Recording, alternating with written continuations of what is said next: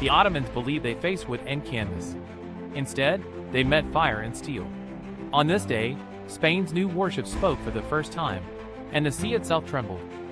Strike Group 1470, the first day of steel. Recorded in the year of our Lord 1470 by Capitan General Esteban de Herrera. The morning was clear, the sky wide and blue. The sun lay upon the sea like a golden shield when the watchman cried, "Sails on the horizon." I stepped onto the bridge. Far in the haze drifted the oars and sails of an Ottoman fleet. Galleys, fustas, swift ships, in loose order. They thought us easy prey, but this day was different. At my side steamed the new Santa Estrella, proud and unbending, her heart of fire and steel beating strong.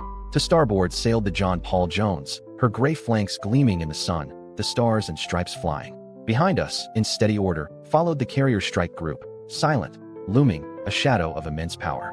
Battle stations. I commanded. Men ran to their posts. Guns were readied, the new rapid-fire weapons loaded with a metallic song I still was not used to. Rodrigo grinned like a boy. "Capitan, today Spain breathes fire." The first thunder came from the John Paul Jones. Blinding flashes, crashing roars. The leading galleys shattered as though God himself had struck them. Then came our turn. "Fire!" I shouted. For the first time, the Santa Estrella unleashed her 120mm guns. The recoil shook the ship, smoke enveloped us, and when it cleared I saw an enemy vessel ablaze, its crew leaping desperately into the sea.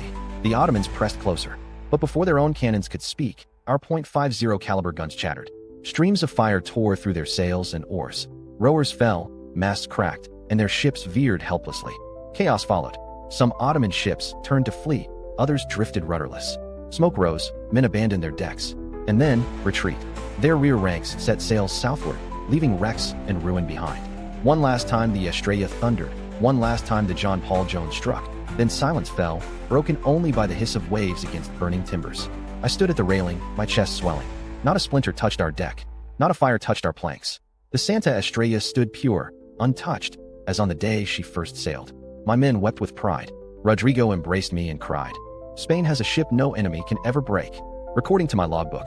Today the Santa Estrella spoke with the voice of steel. For the first time she loosed her fire, and the foe fled before us. No damage, no scars. Only smoke on the horizon, and the sound of our name carried on the wind. Spain now holds a weapon not of oak, but of iron. Yet I know, each victory calls forth new enemies.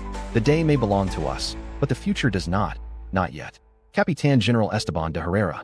The Santa Estrella has proven her strength, but every victory draws new rivals. To see who dares challenge Spain's iron shield, like this video and stay with us on the journey.